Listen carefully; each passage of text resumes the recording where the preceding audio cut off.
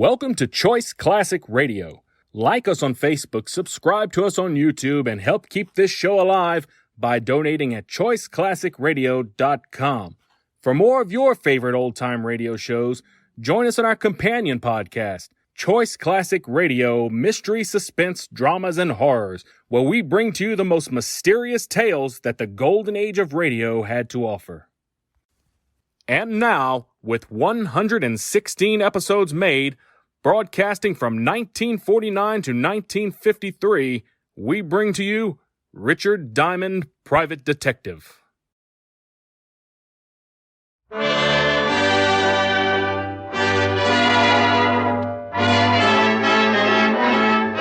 makers of Camel cigarettes present Dick Powell as Richard Diamond, Private Detective.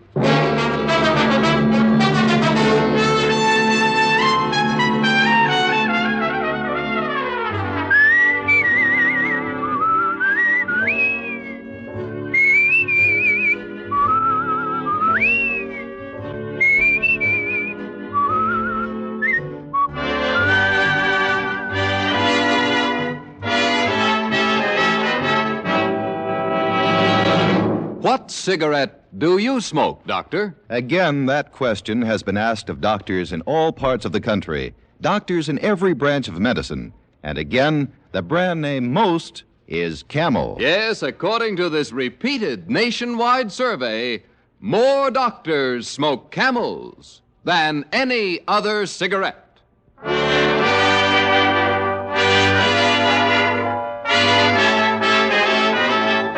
Here transcribed is Richard Diamond, Private Detective, starring Dick Powell.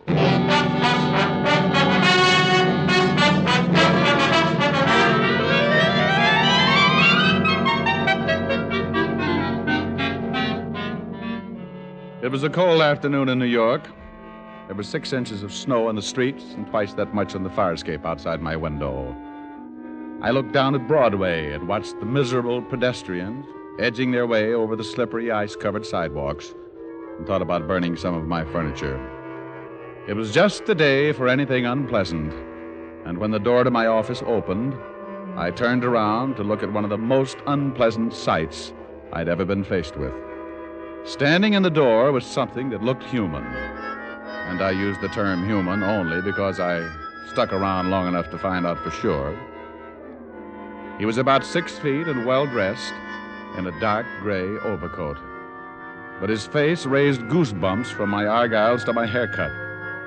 It was as dark gray as his overcoat, his whole face, his eyes, his lips, and when he spoke, even his tongue. Mr. Diamond? Yeah? I want you to find a man, and I want you to find him in the next 5 hours. He didn't sit down. He just stood there facing me like a bad dream. I pushed the chair back and got up, as though I had to be standing to protect myself from what was coming. The man I want you to find is named Carnes. He's a science teacher at State College. Is he missing? Would I want him located if he wasn't? Would I have asked you if I'd known the answer to that? How much is your fee, Mr. Diamond? When I know what I'm getting into, $100 a day in expenses. Yes, 500. Find Louis Carnes in 5 hours and you get another 500. Does it matter if you know what you're getting into? I never go waiting if there's quicksand around. Not even for $1,000? I never like to count money when I'm suffocating. You only have to find Louis Carnes. I guarantee you'll live through it. And after I find him? You can spend your 1,000 and forget about it. Why do you want him found? I owe him a debt. I want to pay him. And why do I have to find him in the next 5 hours? Because that's how long I've got to live.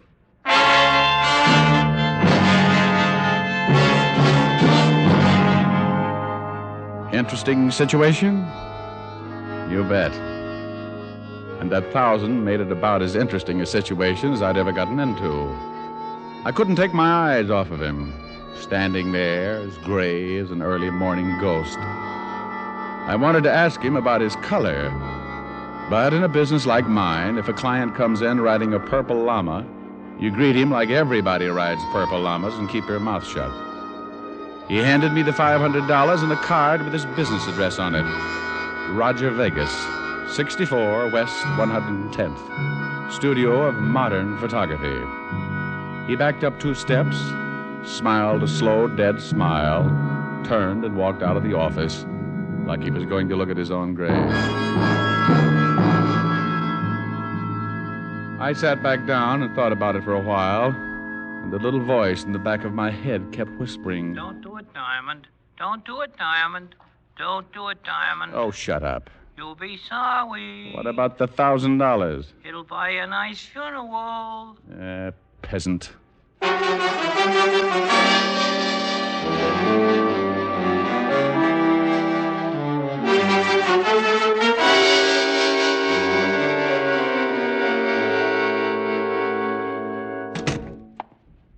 Well, if it ain't Richard Diamond, the overstuffed flatfoot. Well, if it ain't Sergeant Otis, the overstuffed flathead. Oh. No. Someday you'll be sorry. Well, everybody is sooner or later. Think of what your poor mother must have gone through. That ain't funny. I'll bet your father didn't think so either. Oh. Oh, Rick. Still picking on him? Oh, he'll be picked on until somebody plucks off that other head. What's up? Walter wants some information. If I can. History on a fellow named Roger Vegas. Here's his card. Also, a Mr. Louis Carnes, science professor at State College. Well, I'll try. What's it all about? Roger Vegas wants me to find this Louis Carnes. Wants to pay back a debt. What's unusual about that? I don't know. Oh, but you should see Roger Vegas. He'd scare you right into a dozen more ulcers. I doubt it. No room for any more. Well, the ones you've got would hide. You should see this guy, Walt. His face, his hands are dark gray. What about the rest of them? Now, wouldn't you know it if I got to ask him to take his clothes off? Very funny. What do you mean he's gray? Well, that's just what he is. Even his eyes. Not just the pupil, but the whole eye. The whole eye? Yeah.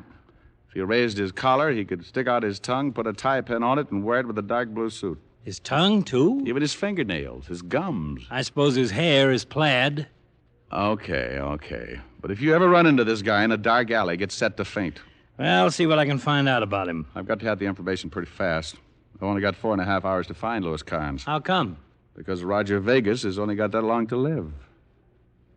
Rick, That's what he told me. a guy with a gray face comes into your office, wants you to find another guy, and tells you got to find him in the next 4.5 hours because he's going to die. Who's going to die? The guy with the gray face. You didn't say that. You said got to find the guy in the next 4.5 hours because he's going to die. Oh, well, you know what I meant. No. Vegas gave me 5 hours. You said 4.5. Well, that was a half an hour ago. Oh, swell. Oh, I'm wasting my time. I've got to find him. The man with the gray face? No, the science professor. Walt, you're getting pretty confused. I'll see you later, huh?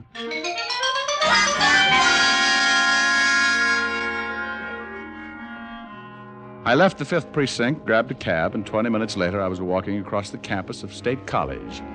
Being Saturday, the big school was quiet and impressive as it stretched out over the dozen acres of snow-covered grounds. I located the administration building and found one lonely student working in the main office.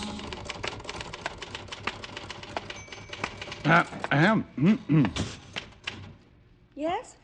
Oh, Good afternoon. looks like it might be. Can I do something for you? Well, yes, I'm looking for Professor Carnes. Professor Carnes? Mm-hmm. He's in the science department, isn't he? Professor hasn't been on campus since last Thursday. Faculty's been rather worried. You don't know where I could find him? No, but I'm through here in half an hour. I could help you look. Oh, I bet you could. You know where the professor lives? It's on file. Well, why don't you be a good little freshman? Junior. A junior, and get me his address from that file. Because it's more fun not being a good little junior. And the college has certain rules. Well, then be a bad little junior and break the rules. I'm off in half an hour. Might be able to then. I've got to find a science professor, dear. And until I do, I'm afraid I'll have to pass the extension course in biology. And if you find the professor? We'll talk about it. I'm in here every afternoon. College hasn't changed a bit since my days. Just jumped into second gear.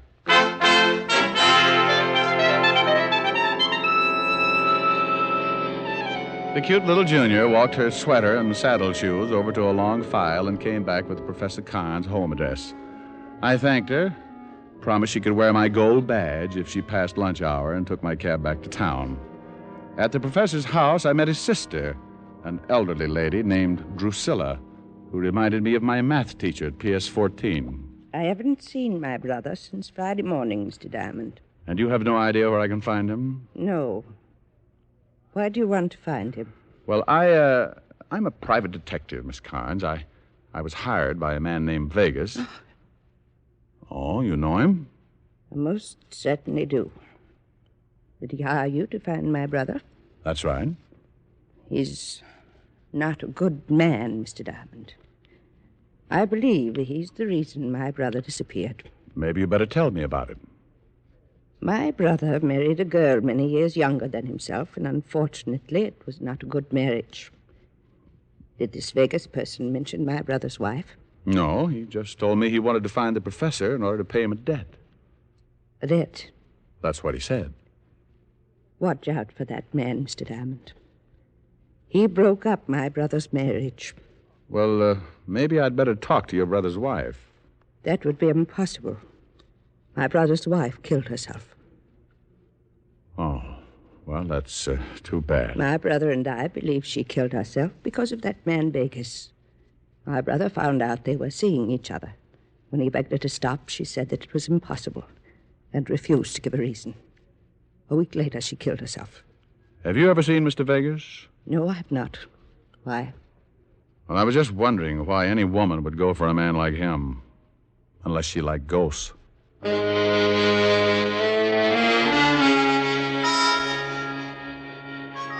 I left Drusilla Carnes and looked at my watch. It was 3 o'clock, and I had only 2 hours left to find the professor and earn my $1,000. On the way to the nearest phone booth, I thought about the case and wondered if the $1,000 would be worth it in the long run. I watched part of my last $5 drop in the phone and decided it was. Lieutenant Levinson, homicide. Diamond, Walt. I want to know about a suicide. Otis won't do it. Professor Carnes' wife. I thought so. I checked for you on Vegas and the professor. The professor's wife jumped off a building 5 days ago. What did you find out about Vegas and the professor? Not much. At the inquest, the professor accused Vegas of breaking up his home and driving his wife to suicide. Neither man's got a record. Vegas is a professional photographer, and the professor has been teaching at State College for the past 11 years. I talked with some of the men at the inquest, and they remembered Vegas. They all say his skin looked pretty healthy at the time. Do me a favor, Walt. Check with the coroner and find out what would turn a man's skin that color. Sure. Got any leads on the professor yet? No, but I got a hunch. I just left his sister's, and she doesn't seem at all worried about her brother's disappearance. So? So if she isn't worried, there's a good chance she knows he's all right. And if she knows he's all right, she might know where he is. Oh, no wonder they made you a lieutenant, Walt. You keep thinking like that, and someday you might even take over for Sergeant Otis. Bye.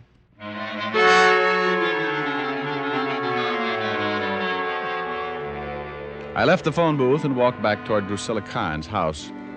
I staked myself out across the street in a corner gas station and warmed my blue little ears inside while I waited for the good Drusilla to contact her brother. I was just guessing, but it worked. 10 minutes later, Drusilla, dressed in a heavy fur coat that looked like it should be out on the river building a dam, walked out of her house and hailed a cab. I hailed one, too, and followed. 15 minutes later, I was back on the campus of State College. I watched her get out, walk around back of one of the buildings, knock on a door. She waited until someone opened it, and then she disappeared inside. I tried the door, but it was locked again. So I toured the building. The front door was locked, too. I set to work trying to pick the lock. I broke a Boy Scout knife, half a dozen fingernails, and several bobby pins that for some strange reason had found their way into my coat pocket. So I did the next best thing. I went back to the door that Drusilla had entered earlier and waited. 5 frozen minutes later, the door opened and I stood there facing Drusilla while her look melted every icicle within 10 feet. Standing directly behind her was a small man, his breath showing clearly against the cold air, coming in short gasps. Drusilla. It's all right, Louis. What do you want, Mr. Diamond? Nothing now, Miss Carnes. I've found it. Is that the man, Drusilla? Yes. He's a detective. Vegas hired him. It's all right, Drusilla. If Vegas wants to find me, I'm tired of hiding. Tell Vegas that I'll be waiting here, young man. Louis, you know what he'll do. It's all right. Vegas knows he's only got a few hours left. Has that strange color of his skin got something to do with it? Yes. Have you seen him since the inquest, Professor? No. Well, that's funny. How did you know about his skin and that he only has a few hours left to live?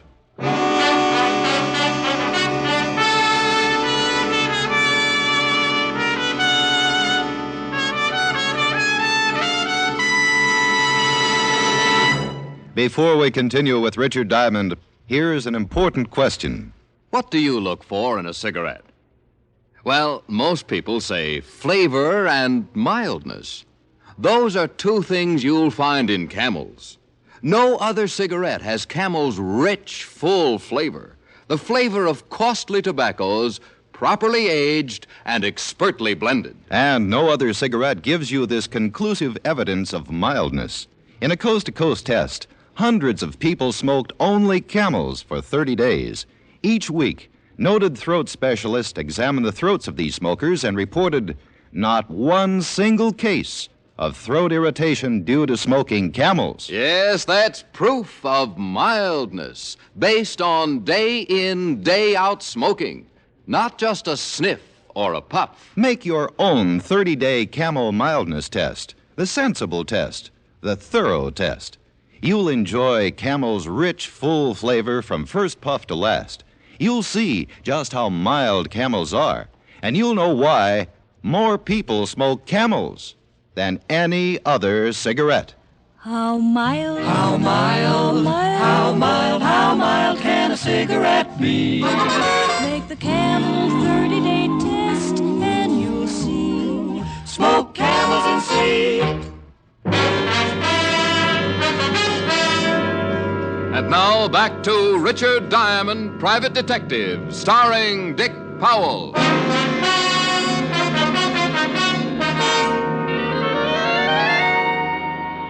Well, I'd found the professor, and the $1,000 was close to being mine. All I had to do was notify Vegas and collect. Even the professor guaranteed to help by staying and waiting for Vegas. But something was wrong. Standing there in the snow, looking at the timid professor, something began to smell to high heaven. I turned and walked away. Even if the professor was going to run, what was I supposed to do? Carry him piggyback until I located my dying client? The 1,000 was important, but there was a lot more that had to be solved in a hurry. I went back to town and over to the photography shop run by Roger Vegas. Is there something? What's the matter? Huh? Oh, nothing. Nothing. Can I do something for you? I'm looking for Roger Vegas. Oh, he ain't in. Ain't I seen you someplace? You might have. I move around. Where can I find Vegas? He ain't here. I know he ain't. Where can I find him? Home, I guess. Home. That would be somewhere in New York, huh? I ain't supposed to give out the address. Who wants him? I do, and I ain't supposed to give out the name. You're pretty sharp. Sharp guy, huh? Tell him to call Richard Diamond. Richard Diamond. My family thought it up. Okay. You know me now? No, I was mistaken. Well, I'm surprised. I sent you to Sing Sing 10 years ago.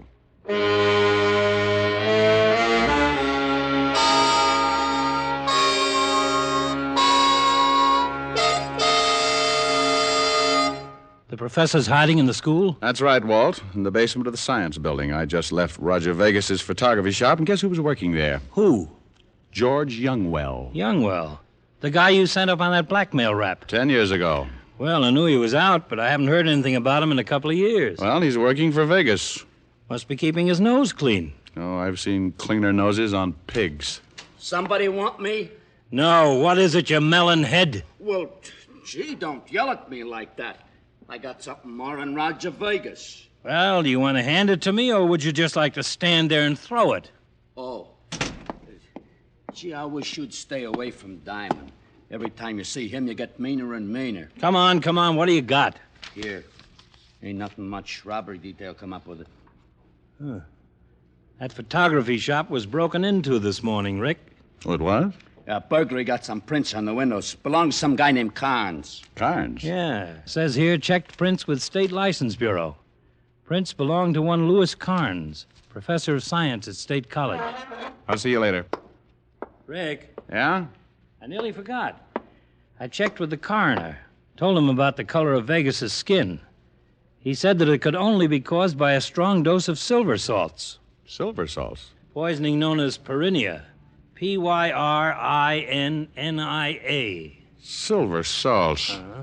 They use that in a photography shop. Coroner said a man would have to drink about 30 grains for a fatal dosage. That's quite a bit. He tell you how long he'd live?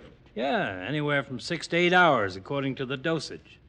First, the victim turns gray, then green. About what time was that photography shop broken into, Walt? Oh, sometime before 9 this morning, before they opened up. Thanks. Where you going? Going to talk to George Youngwell and then find out if my gray client has turned green yet.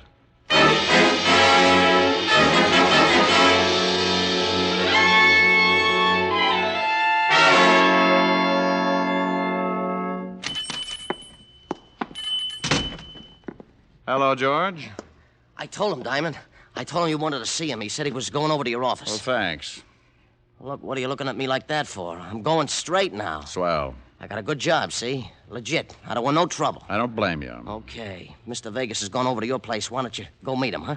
Plenty of time. Look, he's in a hurry. He's got a big trouble, and he's got to take care of it in a hurry. Yeah, I know. He's got about an hour. Well, go on. He paid you, didn't he? What do you do around here, George? Now, listen, you. I know my rights. I'm clean.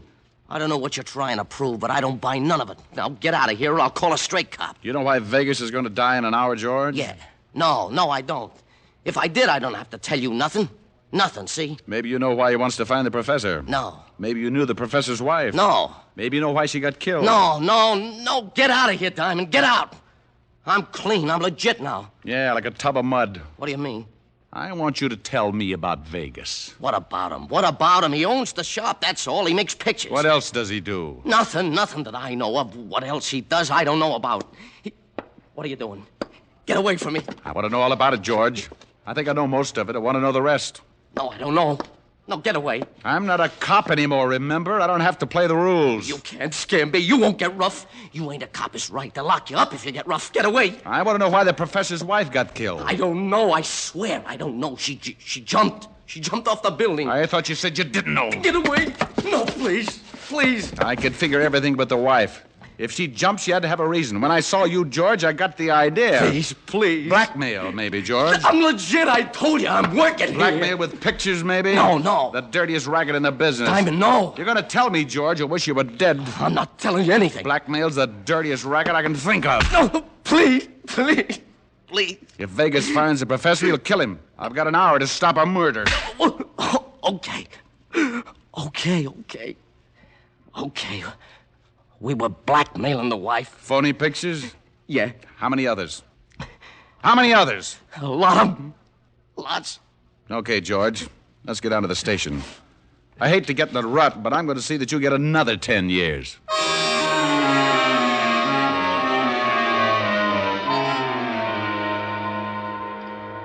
I hauled George Youngwell down to the precinct and went back to see the professor. He gave me some very interesting information. Interesting enough to make me call Walt and set up a plan. Then I went back to my office. When I walked in, I found Roger Vegas facing me. He turned an ugly shade of green, all but the gun in his hand. Where is he, Diamond? I've got less than an hour.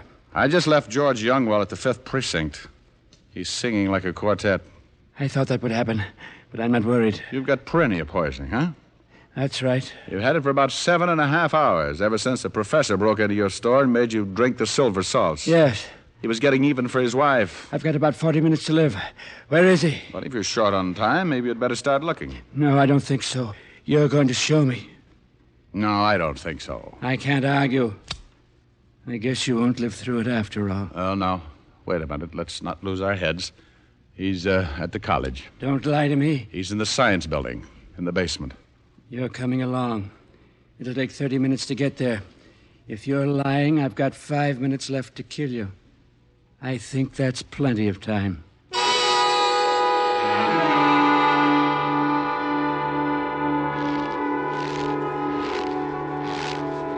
The professor's in this building.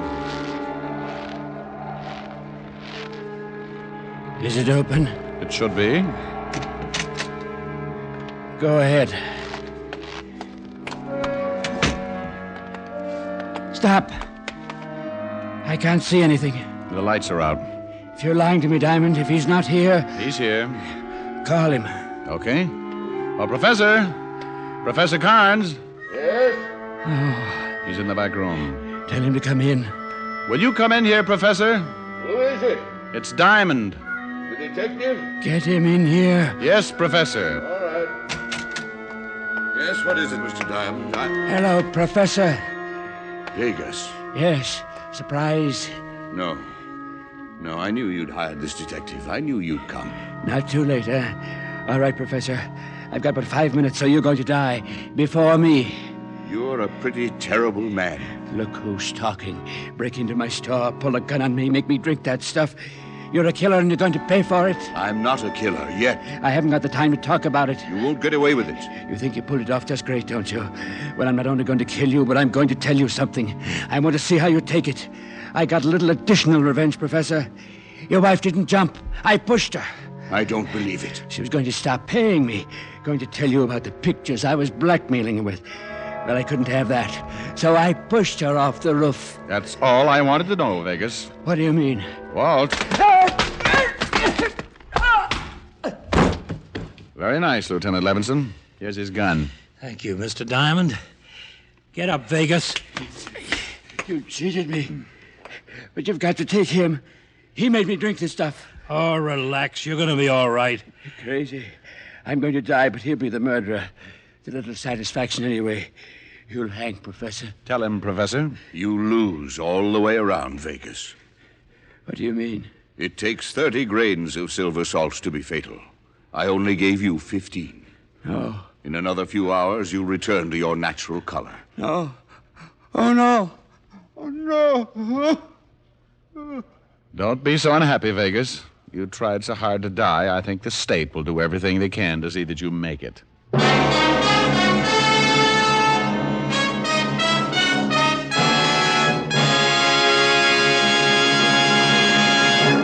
Dick Powell will return in just a minute. More people smoke Camels than any other cigarette. And among the millions of Camel smokers are many stars who know the importance of mildness in a cigarette because their voices are their living. Our own Dick Powell has been a Camel smoker for a good long time. Is that right, Dick? Yes, it is, Ed, and I'm smoking one right now. Well, you're in good company. Among other stars who smoke Camels are John Wayne, Risa Stevens, Ezio Pinza, Martha Tilton, and so on. Friends, find out for yourself how mild and flavorful a cigarette can be. Make the Camel 30-day test, and you'll know why more people smoke Camels than any other cigarette. How mild, how mild, how mild, how mild can a cigarette be? Make the Camel 30-day test and you'll see. Smoke Camels and see. Here's Dick Powell with a special message. Thank you. You know, ladies and gentlemen, no one deserves our appreciation more than the hospitalized men and women of our armed forces. As a tribute to them, the Camel people send gift cigarettes each week to servicemen's and veterans' hospitals in this country and also to overseas where our fighting men are hospitalized. This week, Camels go to veterans' hospitals, American Lake, Washington, and Fort Bayard, New Mexico, U.S. Army Station Hospital, Camp Stoneman, California, U.S. Naval Hospital Ship, Repose. Now, until next week, enjoy Camels. I always do.